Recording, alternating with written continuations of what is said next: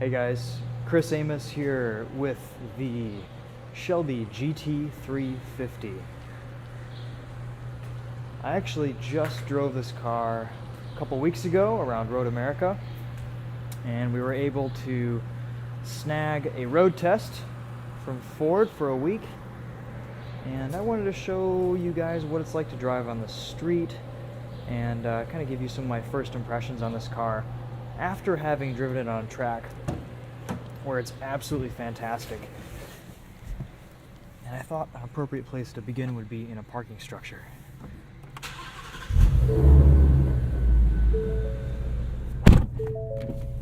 Because of how mean this thing sounds. So there are two exhaust modes. This is normal that we're in. When you start up, it defaults just to normal exhaust. And it sounds about like that. And then you go into the track app and exhaust mode and hit sport.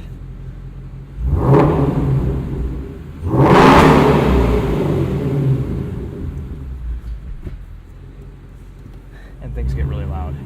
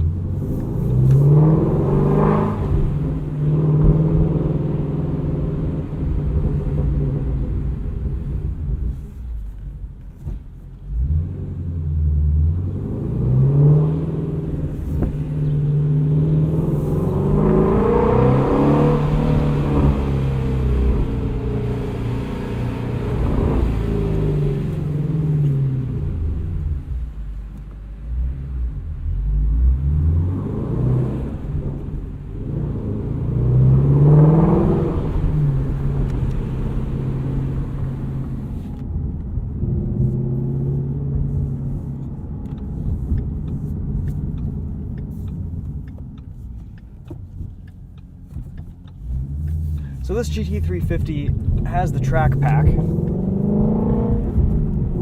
there's a couple different damper settings. We've got normal and then sport, and I actually prefer driving the car on sport. There's a little bit of a float, and it is softer in normal, but the difference isn't really noticeable. I do like that in sport that the car just feels a little bit more well composed and better put together over some of the faster and larger undulations on pavement.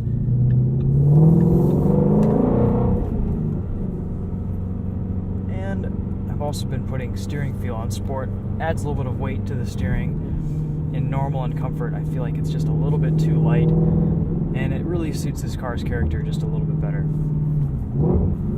Overall though, I'm really pretty surprised at how docile this car is to drive on the street.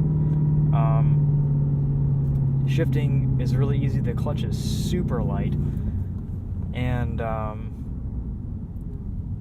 really, I mean, it's basically just like your normal Mustang. The only thing I'm noticing with this flat plane crank V8 though is that there isn't as much torque down low, and you really have to wind it out to get some power out of the car. Once you get in the power band, you can feel the torque come on kind of between 3,000 and 4,000 RPM, and when it does, it really pushes you into the back of your seat.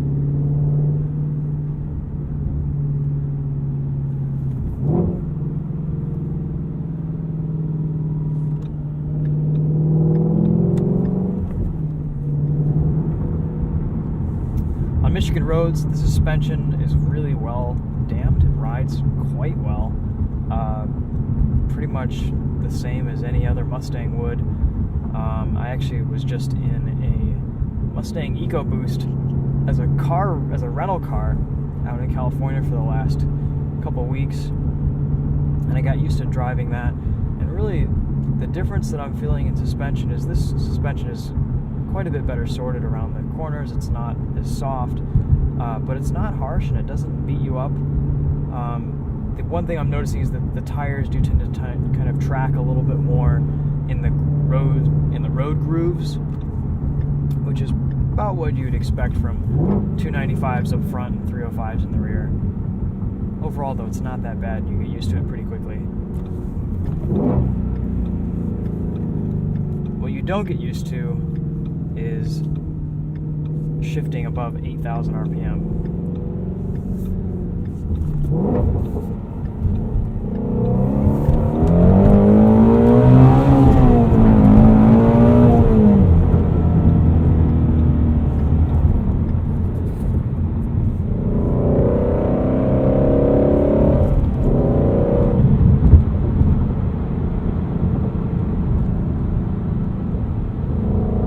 This engine is just incredible. I can't believe it.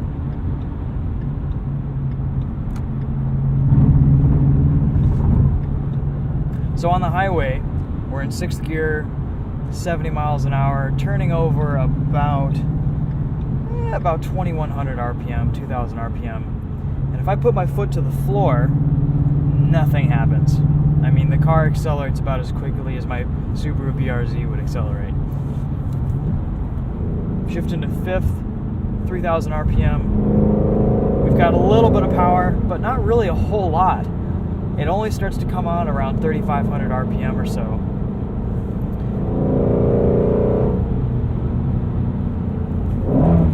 4th gear, 70 miles an hour, around 4,000 RPM. Now we're into the power band, and we begin to feel some acceleration. If I shift down into 3rd, that's when the fun begins. But just that example, it goes to show you how this car is set up and how this engine is really designed to be wound out to the very max. This motor keeps making power right up until redline cuts power. And if you look at a dyno chart, the graph is pretty much, the torque and the horsepower curve is pretty much linear up to redline. On the highway, it's quiet. There's not a whole lot of wind noise. Steering is nice and easy. These seats give you a nice low seating position. I feel like my driving position right now is just spot on. The steering wheel's right up in front of my chest. Pedals are easily accessible. The gear shifter's right here. The ergonomics in this car are fantastic. I know I haven't quite liked the driver positions in, like, for example, the last Boss 302. The seat was just a little bit too high, and the Mustang GT500 was not quite right. In this car, I feel really, really good, and I feel like I fit in it. So, from a practicality standpoint, this isn't necessarily any less practical or different from a normal Mustang, from any Mustang that you would get. I mean, who cares about fuel economy when you're driving something like this? But I've been beating on it a little bit, ragging it around town. I've driven it about 50 miles so far since it was dropped off today, and I've gotten 18.2 miles to the gallon. So that's not too bad. However, I will say, in those 50 or so odd miles, I have burned over a quarter tank of the gas. I think I know why.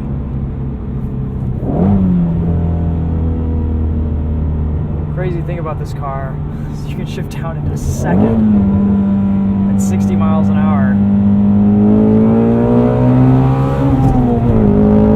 And just let it rip.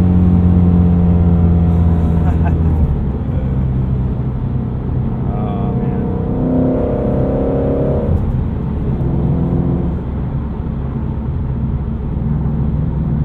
There's pretty much no power in 6th gear.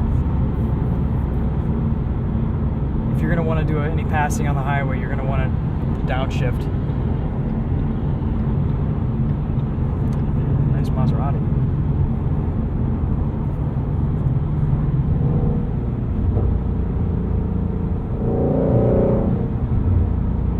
That has got to be one of the best sounds on sale today. It's just amazing.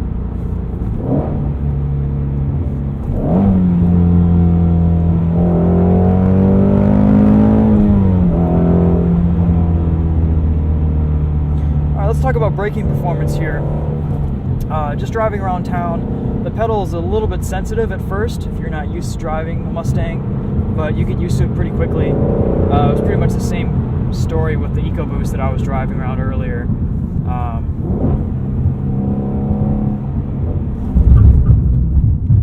Braking performance in this car is really impressive.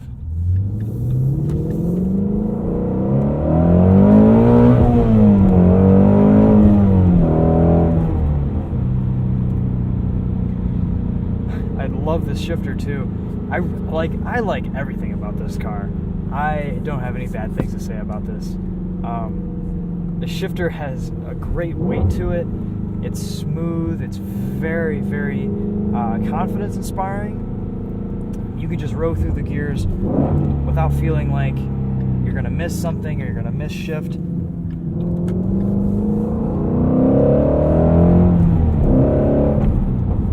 You can shift quickly and just bang from one gear to the next, and it does it flawlessly. It's a very satisfying shift action. Pedals are placed really well for heel and toe. You probably already saw on my Road America video, driving around Road America a couple weeks ago, just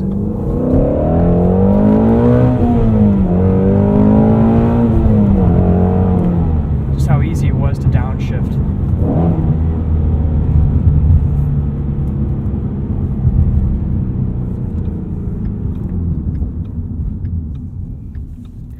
This is, when it comes down to it, this is really one of the best driver's cars that I have ever driven. It's amazing.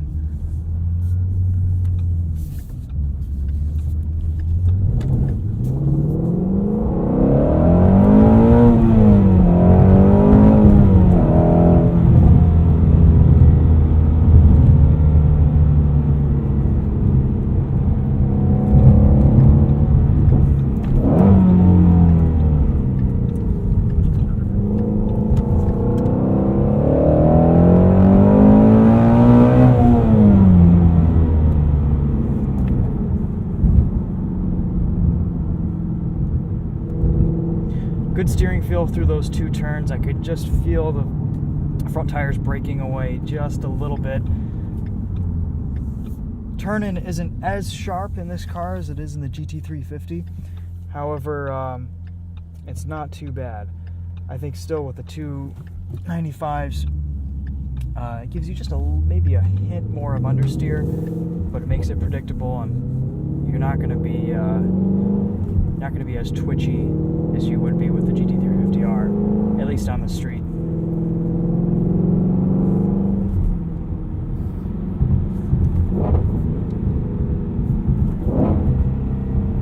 Alright, let's do a little 0 to 60 run here.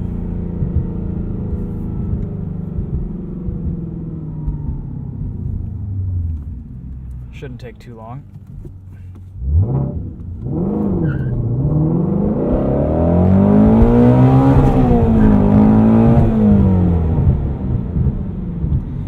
First gear runs out just about 47, 48 miles per hour.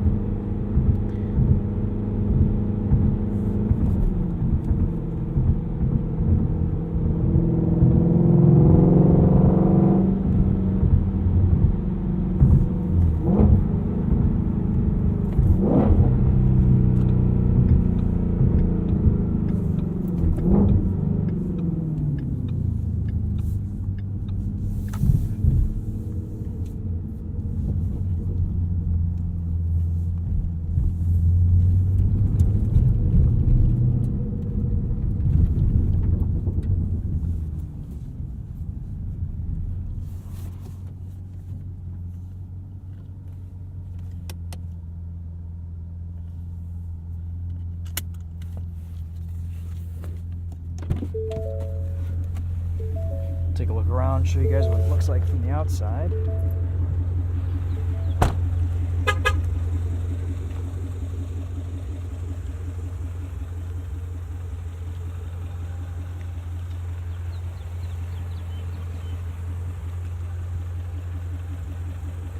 I love the way this thing looks.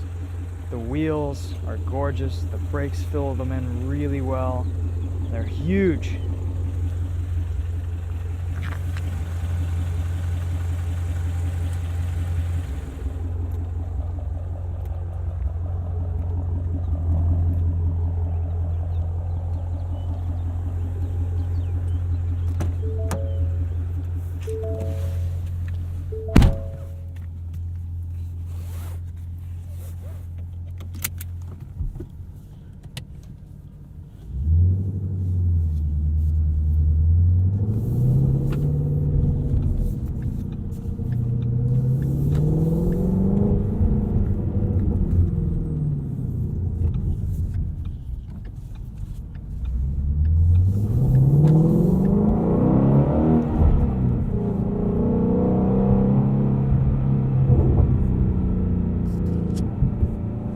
Test out passing performance here.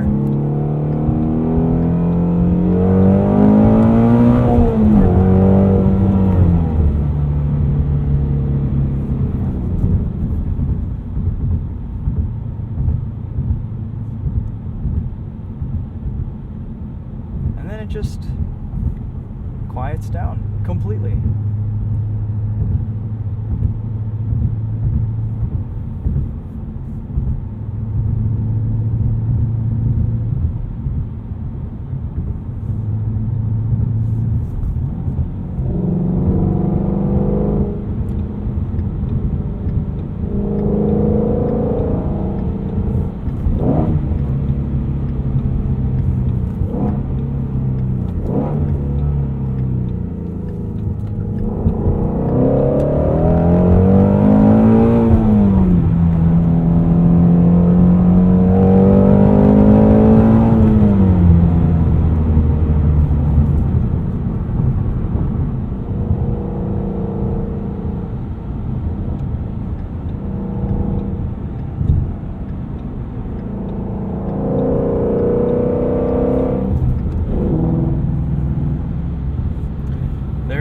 So much mechanical grip in this car. I mean, we took those turns at a pretty good speed back there, and it wasn't even touching the limits of what was capable on these Pilot Super Sports and with this chassis. It's amazing. You would have a really, really hard time approaching this car's limits on the street.